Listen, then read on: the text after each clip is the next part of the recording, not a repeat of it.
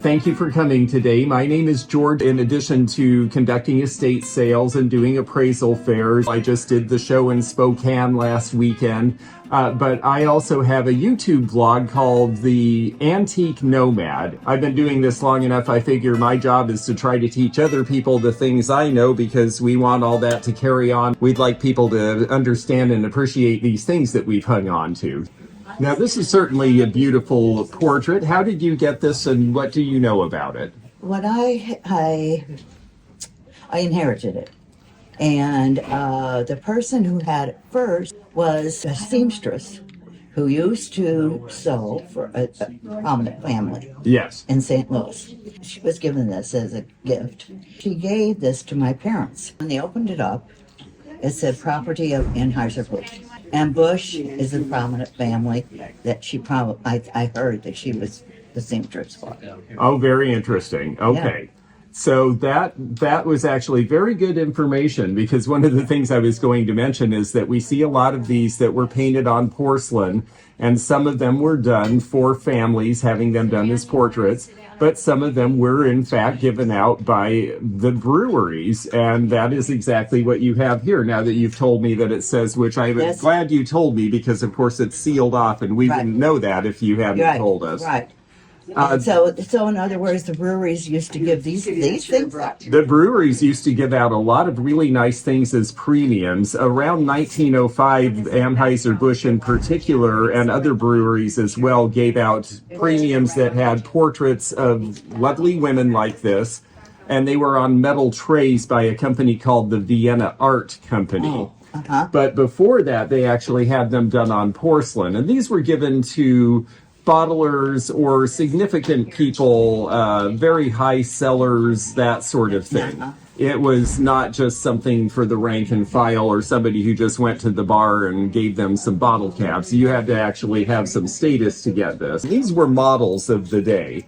Yeah. And so they are not famous women in and of themselves. Yeah, exactly. And there's a lot of collectors of these, not just people who like nice art, but also Breweriana collectors like this sort of thing. I assume this is something that you're keeping. No. No, not necessarily. Okay. I already showed it to I have 3 sons, and nobody wants $1,500 for her. Hopefully you find someone local and you can just tell them the story. Otherwise, you're probably going to have to take it out and show the back so that they see that Anheuser-Busch mark. Oh, really? Yeah, because people are going to want to know that. A lot of the collectors for this are very specialized. Most of them there are some collectors in the Northwest who collect this sort of thing, but they usually are looking for things related to our breweries, like Rainier. Yeah. Your best collector for this is probably in Missouri or somewhere in the Midwest. Yes, yeah, I agree with you. So okay, well, thank you very much. You're so welcome. It's a beautiful piece. Yeah, I think so too. She might have to hang up. Yeah, she might just have to stay with you a while. Well, yeah, we kept her all around. The origin of this interesting lamp. I'm not sure. It's been in my life a long time, and it's moved from home to home as we were kids, and now it's in mine, along with many other items that I couldn't carry. Oh, very good. Well, it's a very interesting piece, and we know she has age, partly because of the way that she is made up at the top here, and I think I will gently take your shade off to show. The shade comes in 2 parts. There's a little crown, and then there's this part that lifts off. The shade is made of capiz shell, and the shade looks very good with the lamp. At first, I wasn't sure if it was the same era as the lamp, but now that I look at it, I'm pretty sure it is original to the lamp. The lamp is actually made of bronze. Oftentimes we see stuff that is called spelter, where it looks like bronze, but it's actually cheaper metals. But she's nice and heavy, and when we see the parts where it's worn through a little bit, it's worn through to a bronze. She was obviously in fine regalia, and the way she's dressed, she looks very much of the late Victorian era, or possibly the early 1900s. The way the lamp parts here are made, and the way the chain is, and even the small bulbs, which I realize could have been put in later, but they're definitely appropriate to the age. I think she was probably rewired at some point, but I believe that the original lamp probably dates back to about 1900 or 1910, when a lot of people are just getting electric lighting for the first time. So she's an interesting piece, and I think that she probably would sell in the current market around $200 to $250 because figural lamps are very popular right now. Yeah. She would even be maybe more valuable if she was a little newer, strangely enough, because a lot of the Art Deco figures are going for very high numbers now. But I think she's a pretty great piece, and I'm going to go ahead and put her top back on for you. Okay, tell me a little about this piece and how you got it. Okay, it's my mom's, and she bought it at an antique store in Seattle that specialized in Asian antiquities. Yes. And that's all I know. They couldn't date it. They couldn't date They it. couldn't date Okay. This is Qing Dynasty. It has a mark on the bottom that says Tao Kuang. We can tell a little bit about the age because look at all the specks inside. See all the little dots in the porcelain when you look inside of it here? The reason those little dots exist is because up until the 19th century, in China, the kilns that made this pottery were all fired by wood. And the wood would spark and throw off little embers. And so you would get little dots in the porcelain where a little ember got into it while they were making it. It's got a nice design. It's very pleasant. Even the stand is interesting. It's a little different than we usually see with those. This probably isn't the original stand, but it looks good on it. Do you remember what you gave for it all that time ago? Do you remember how much you paid for that? About 1,000. About 1,000. Okay. It's a very pretty piece. It's a good color. The market for this is very good right now. I think in the current market, you're probably looking at an insurance value closer to maybe 1,700. And then this is mine, and I got it. Aw. I loved it because it was a dog, but and it looked old. I got it at a junk store in Tacoma about 15 years ago. Oh, that's great. And did you pay much for it? No. Ah. This is paper mache. Yes. But it's hand painted, and it's something that was done by, most likely by an amateur artist. But it's very painterly. It's well done. The details are good, and it's especially neat that the beetle is crawling across the floor in front of it. So the dog has something to look at, and that gives it more perspective than you would expect. For something that somebody did just to decorate their house, perhaps this was their dog and they wanted to capture it, or they just liked doing this kind of work. It's really very well done and very cute. The edges are a little bit rough for wear in a few places. With a piece like this, I don't think that actually diminishes the value. In some ways, it almost enhances it nowadays. People nowadays are not necessarily expecting everything to be fit and perfect and finished off well. They like things to show their age a little bit, and this definitely has a bit of a primitive aspect to it. If I had this in a store, I would probably price it between $75 and $95. And how old do you think it is? Around the late Victorian era into the early 1900s, people start to have a little bit more time to pursue this, and it also became very popular for young women in particular to learn how to paint. Thank you. I know, I love it. It's very cute. It's really cute. Absolutely. Both of those are nice for very different reasons. Yes, thank you. I'm so glad a lot of you came out, and I'm also glad that some of you have family with you today because I think it's really fun to share these stories. A lot of times these stories are lost with time, and so I think if you have interesting things and you can talk to your kids and grandkids and the people who might end up with this stuff, it's a great way to kind of keep things in the family. So, okay, so this is a set, and when we look at the bottom here, did you say this had always been in your family or that someone in your family purchased it? Well, my grandmother would have purchased Your grandmother would have bought it. Okay. This is by a company called Burke's.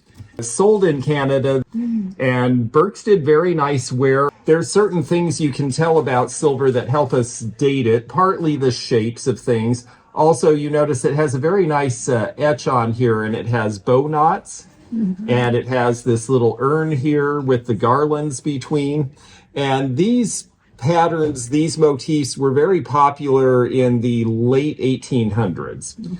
Another thing that we can tell about this is if you look at, you notice that there's a little white piece in the handle here. Well, those are little pieces of horse bone. And the reason these spaces were here is so that when you pick up the teapot, it's an insulator so that the handle isn't hot. And that was very popular in the latter part of the Victorian era as well. It also has the finial. It's nice that it's hinged. I would say that they are all marked sterling. They are all the same company. They have some different marks on them, but companies would change marks as they were going. So that's not entirely unexpected. I would say the value of this set, you've got the coffee pot, the teapot, and the cream and sugar. And while they're not terribly heavy individually, they are actually pretty substantial as sterling goes. They're not weighted. They didn't, sometimes, especially with the cream and sugars, they would put plastic. Before that, they would use something that was like a sawdust or a sand to hold the thing down. So it felt more substantial, and also so it wouldn't get knocked over easily on the table. These are nice because they're just silver without that. So the insurance value, $1,800. Thank you. Okay, so these are very pretty and very dainty. Snowflake pin, a pair of earrings with the circle design at the bottom that hang like chandeliers, and a ring that has been studded with some little stones. We're going to take a look and see what they are. How did you get this set? I think they were my great grandmothers. Have you ever had them looked at before? No. Okay. They are 14 karat yellow gold.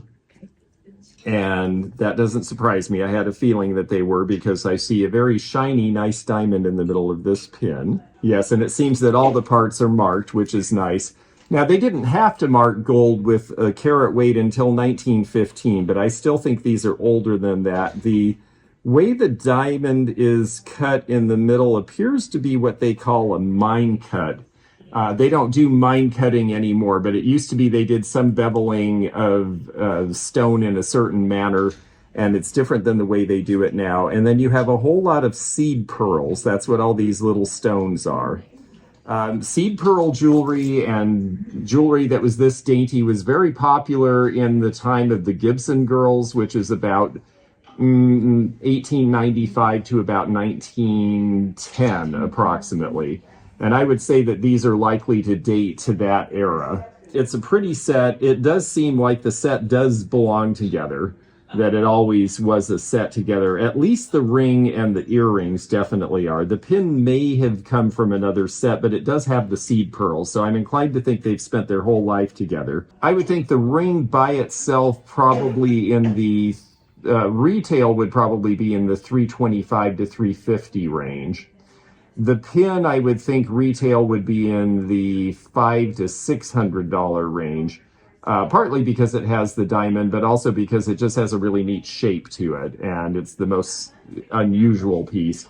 And then the earrings by themselves probably, again, because there's a pair and we're talking about gold, we're probably looking again at the $300 range.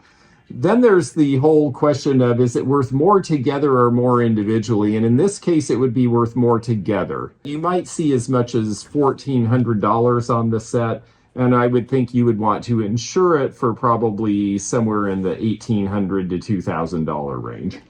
Okay. And the seed pearls, is that unusual, or is that... No, seed pearls were actually very popular in that time, and we see a lot of jewelry. In fact, a lot of costume jewelry was made with seed pearls back then, things made of brass that don't have any gold content at all. Okay, great. And this was the other. Okay, and this is really cool. So how did you get this guy? So I think that was my great grandfather's. Okay. He has just the best face. It's a little smoking pipe. The stem is cherry wood. We see cherry wood stems typically on either French or German pieces of this era. It actually is signed Jacobi on the side. So I do believe this to be a French piece. This is actually pressed from clay. And then they did some hand painting on the beard and in the eyes as well. So it's a more interesting one than we typically see of these. There were a lot of these kind of pipes made. They were a popular thing to buy as a tourist. if you were traveling through Europe at that time. But this one's just got a lot of character, and I would say that if I was going to sell this at an antique show, I would probably price it around $100.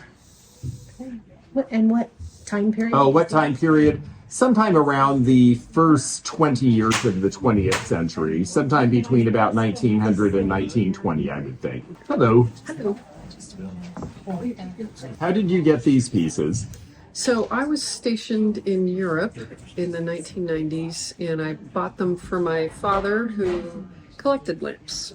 Very interesting. What did they tell you about the cage lamp when you got it? I don't remember exactly, but I believe I bought it in Germany, and I believe, so I was in the Navy, so I think it's a nautical thing because it's got the gyroscopic ability to balance in waves. Absolutely, yes. Yeah, that's quite fascinating. We don't really see a lot of these. It's an oil lamp. There's a little oil burner in there. And then the cage, of course, is metal, and it hinges, and that's how you could refill it.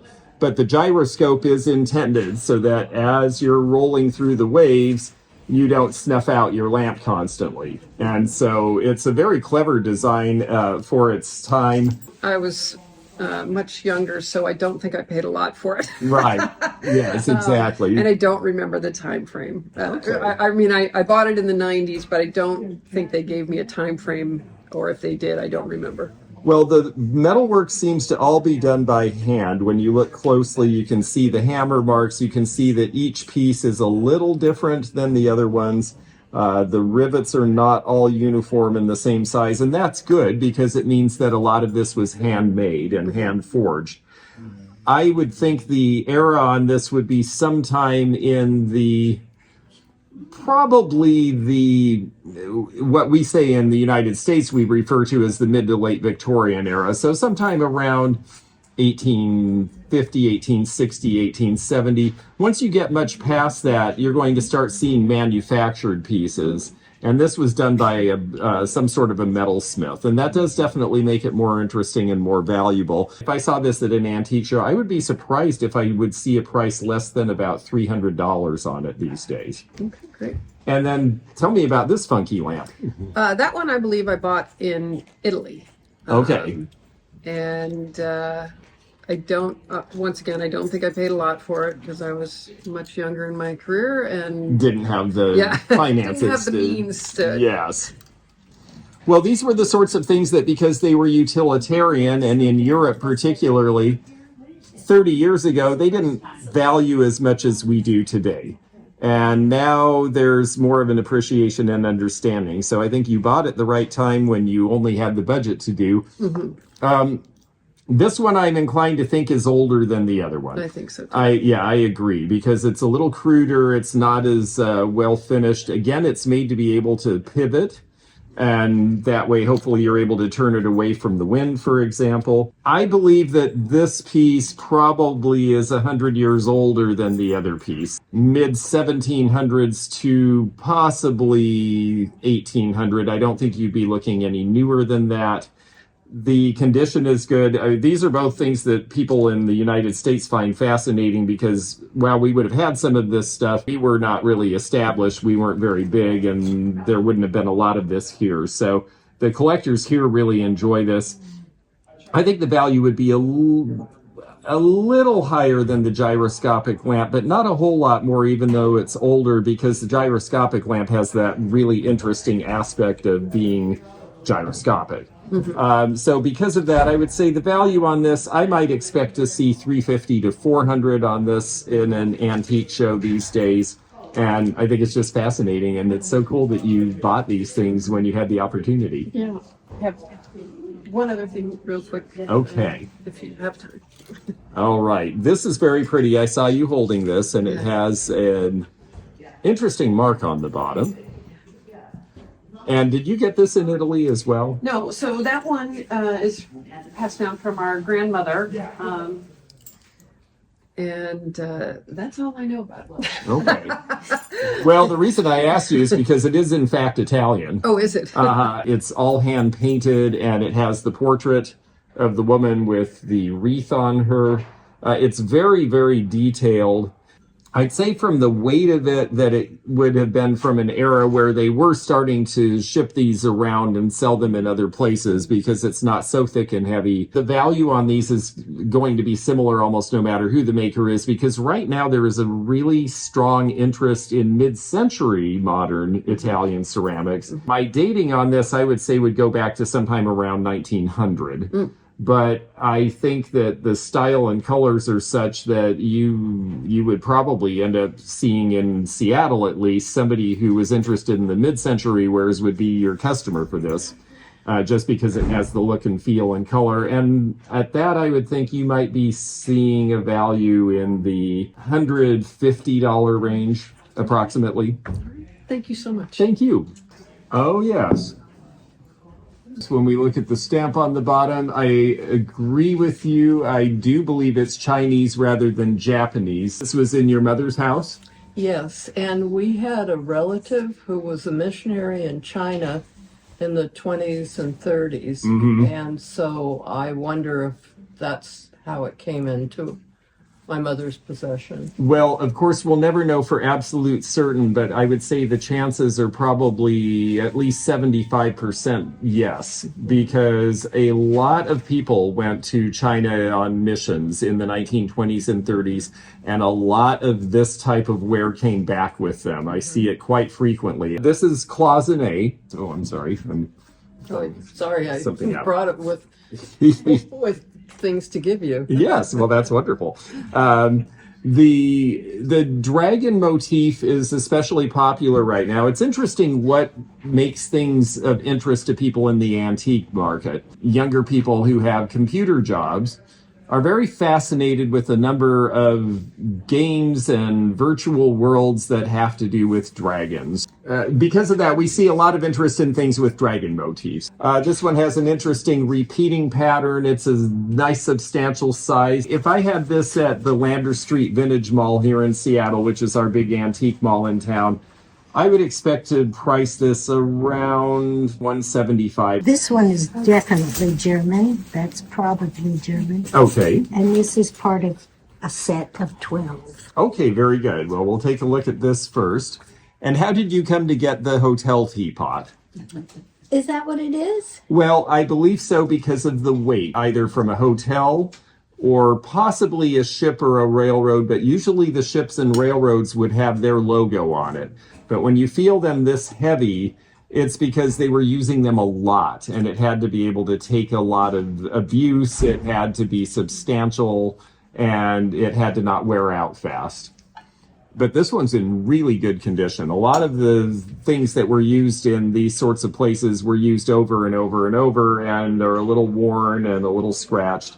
I'm going to take a look at the bottom for you. It may well have been sold in Germany or used in Germany, but I believe that the company that the mark indicates is actually a Dutch company. When you see these sort of pointed handles, this was a very popular style about 1910. We would have Sunday tea. And Sunday tea would be served in this. Hotel silver has a very specific collector, and they will pay more if it has a logo, but this one is in very good condition. It's plated, it's not sterling silver, but I would say that you're probably looking in the $75 to $100 range for a value on that today. And you said this is part of a large set. Do you know about how many pieces? Well, it's a service for 12. Service for 12, And I don't okay. even think I brought all of their things. Okay. And I have all kinds of stuff. Oh, yes, and it looks like you have a few different patterns. It has a nice design on the back with a monogram that looks like it's... It's Fellheimer. Yes, I see the F. Very good. So that's your family name. It was made in Germany. It's marked 800, and what that means is it's 80% silver, which is what they call coin silver. It's roughly what a lot of coins were made of. It should date to around 1900. This particular piece by itself, because of its weight, is probably worth about $65 to $75 just for the one spoon. Now, this one is marked A. Krupp Berndorf again. This one is not sterling silver, but it is by the same company that made the teapot. This one is plate, like the hotel plate piece is.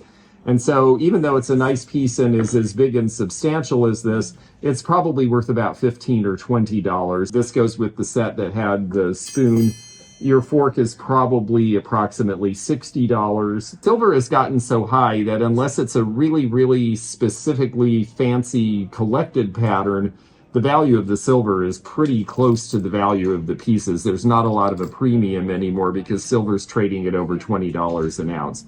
The knives, the handles are typically hollow, and it's usually just this part that's the silver, so they don't sell for as much. This one would probably be about $25 to $30. And then you multiply that by however many you have. If you have 8 or something, you might be looking at $1,500 for the whole set. Big. Oh, that's a good thing. Thank you. You're welcome.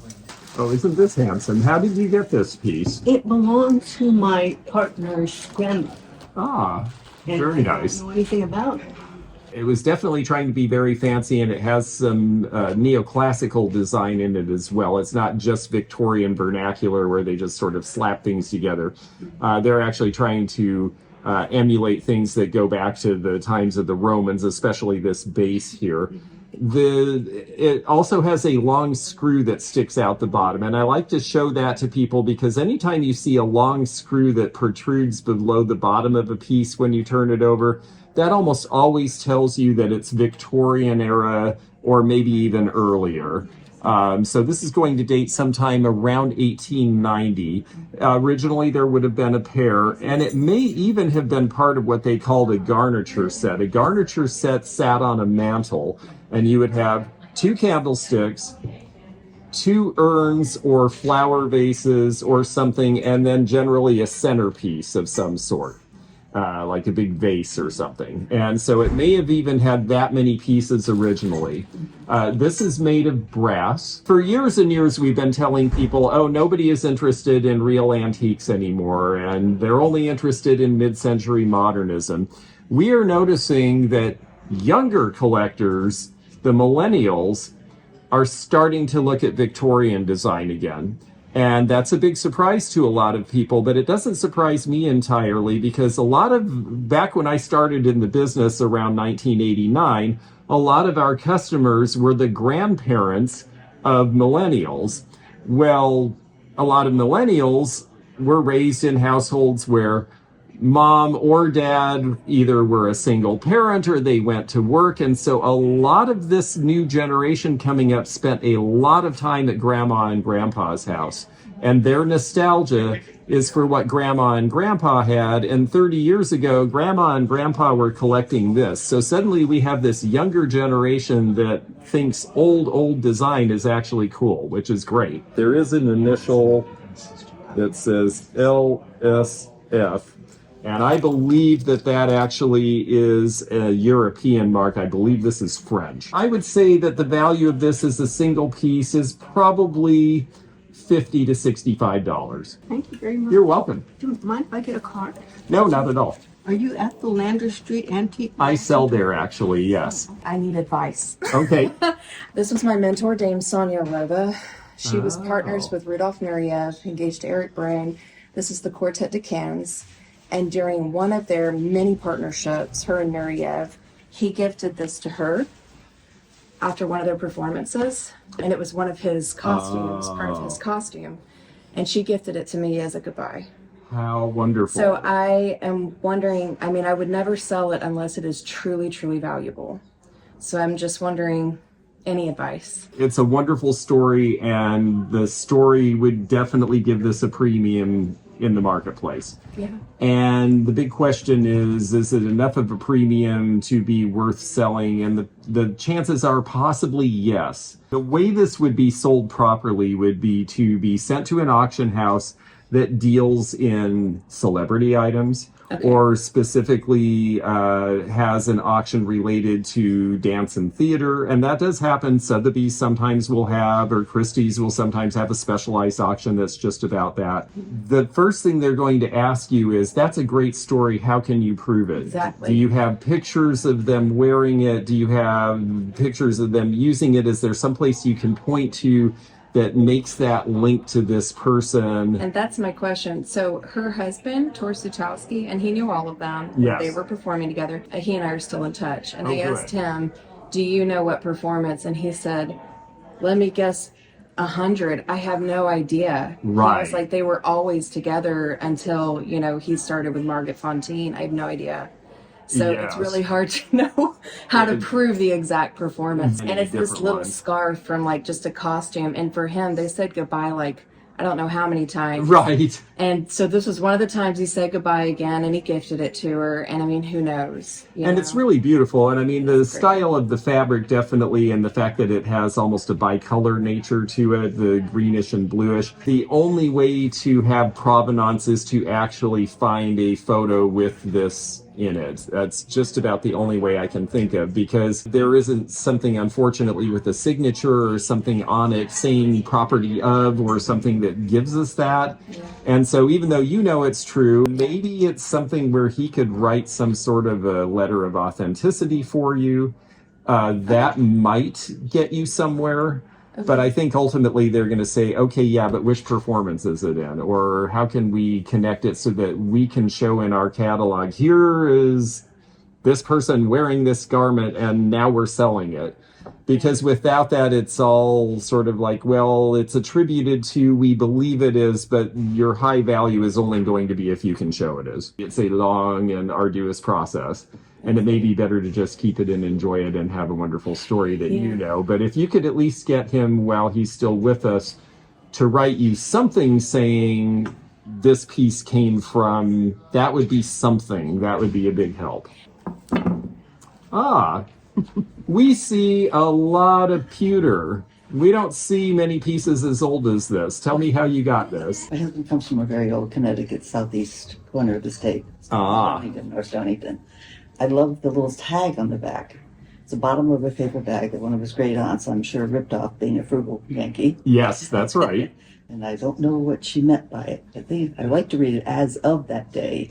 135 years old. Fall of 1887 originally, yeah. I don't So if she's saying that it was 135 years old, then this would date back to about 1750. And that is not beyond the realm of possibility. We see lots of notes on paper bags and paper labels and things that somebody wrote down, and sometimes they're accurate, and sometimes memories fade, and sometimes people just like to tell a good story.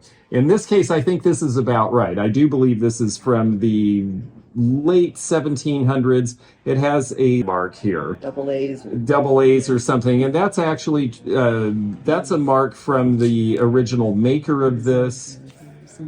And then there should be, thank you. Yes, I was going to say, then there should be one more mark, and let's see what this says. It's actually supposed to be a London mark, yes. And it's partly there, but it wasn't stamped in very heavily. And that makes sense because London is where we see pewter starting, and then it's exported to the United States, and then we start making our own pewter. But typically from this era, you are going to see English pieces. Up until about this time, most people ate off of wooden dishes that they carved themselves. And if it broke or split with age or started having splinters, you had to carve yourself a new one. The average person did not have a nice set of dishes. In fact, it wasn't even until the late 1700s that the English figured out how to make porcelain, and you see Spode and some of those companies start to come to the fore. So pewter was a big deal. Now, pewter is neat to look at. We don't eat off of this anymore for a good reason, because pewter has a whole lot of lead in it, as well as tin and other soft metals. And so it seemed like a great idea at the time, but it was definitely an improvement over eating off of a wood plate. Certain London touch marks can be more valuable, and there was a time this was more expensive. Around the time of the bicentennial in the United States, there started to be real interest in the American pewter, and the Old English pewter, because a lot of it had come from there, went up with that. And they made a whole bunch of new pewter in the 1970s. And then a generation after that said, oh, it's got lead in it, we don't want anything to do with it, and the prices fell. I still think it's interesting. I still think it's a neat piece. I would think that you might see a value around $100 on it today. If you were going to put it for insurance purposes, I would put double that, because when I first started in the business, it would have sold retail for $200, but we don't get that much for them now. My parents got it in a gallery in Spokane. Now there's the key on the back. Okay, well, it's a Charles M. Russell painting, and it's called In Anticipation and Exasperation. They've taken a Charles Russell original. It's a surprise. There's a different painting underneath. There we go. And then underneath, there is our other painting. That's pretty neat. I have to say that feature is new on me. Yeah. I have not seen one that did that before. That's pretty cool. And then the other one is also a similar piece, and it's got its information on the inside, dated 1975. I love the frame and the setup, and all of that is really interesting. I believe very little of what is written on this piece of paper. Yeah, However. I'm not surprised. I am not surprised. Because what they said is that I personally examined this pair of rare and highly unusual Charles M. Russell paintings, and this is a printed thing. I've personally done this, but here's my printed thing, and we printed enough of these that we have a whole bunch of these. I've only come across 4 such erotic examples of Russell's art. Well, I don't necessarily see anything particularly erotic about dogs chasing horses. Maybe I'm just behind the times. The two people are in the sleeping bag, and the horse is going crazy, and the dog's barking at the horse. This mechanism and the fact that it's a double painting is fascinating. There is collectible value to this. But this was done in the 1970s. It's not an original Charles M. Russell by any stretch, even though they make it sound as if perhaps it is. But they're also very clear about it once you read it. But it's a really interesting edition because of this secret. This was done by an outfit in Beverly Hills called Americana Western and Sporting Art. Charles M. Russell was very popular in the 70s and still is. Such an interesting curiosity to have the frame, the double image, all of this fun. Even the sort of BS-y paperwork is fun about this, because it's all definitely of an era where it was like, let's make something that's sort of like the original, but even better in a whole lot of ways. And then people will get really excited about it, and they did. If you found the right person where this was not just their design ethos, but also their sense of humor, I'm imagining they might pay $400 or $500 for it in the right context. But I'm so glad you brought it, because it was just really fun to see. You know, one of the reasons I love doing appraisal fairs is I always see something that's a variation on something I've seen before that's different. And I can say this is the first time I've seen this one, but I will never forget it. I'm glad I brought it. Do you have that? Okay, one more thing. This is a postcard to my father from George Bernard Shaw. Oh, very nice. And it's criticizing his exit. My dad was, after the war in it was before the war, in 1939, after college, he went to London and got a job acting at the Westminster Theatre. Oh, and yes. George Bernard Shaw came to see a play that was one of Shaw's plays that he was in, and Shaw wrote him a postcard critiquing his exit. When you enter at the end of the play, do not on your life leave it again. You should stop halfway on your exit and then turn to make some sort of an appeal to Jennifer, because Rutger finds himself no longer alone with her. So he's explaining, this is really interesting, because it's not just, oh, here's a card, or I liked your thing. He's actually explaining, no, here is my motivation as the playwright of how these characters were to behave, and I'm giving you notes so that you can act it out better, because I saw this and no, I intended it to be this other way. And that makes it way more interesting than if it was just a signature of George Bernard Shaw, or just a postcard, or some sort of even if it had just been a friendly, loved your scene in the play, thanks for doing my play. This is way more interesting. And that kind of gives it a different level of value. Typically, if we saw a postcard signed by a famous playwright, and he did sign a number of things. He's prolific enough that it's not like, oh, George Bernard Shaw never signed anything, and so his signature is valuable for that. The biggest value is obviously to you and your family, because it has to do with a family member. So, and sentimental value is a true value. It doesn't have a dollar amount, but it's a real value. Yeah, it's going to be sold. But If you were to sell this, because of the reference and the reference to the play, if this went through Heritage Auction or one of the ones that does a lot of movie related and play related and thespian related collectibles, I might expect $500 because of the specific interest of what he wrote on the card. And that's really where the story is. Great. So that's a very interesting, cool piece. Both of the things you had were fun and unexpected. Thank you. We appreciate it. Thank you very much. I want to thank all of you who brought something today. It was very interesting, and I got to see some fun things, and I hope you enjoyed it and got to see some fun things too. Thank you for sharing it with me, and I'll be here a little bit longer if you have any questions. Where would your next one be? Because then I would like to. One of the other Aegis facilities is going to have me in July. If you enjoyed this video, check out this one. Also, click thumbs up to like this video and check the description for information about our Patreon, our memberships. We've got a lot of different levels with different perks and bonus videos and early content. Also, please do check out our website, theantiquenomad.com, for appraisal help. And we'll see you again for more adventures in the antique and vintage community soon. Bye for now.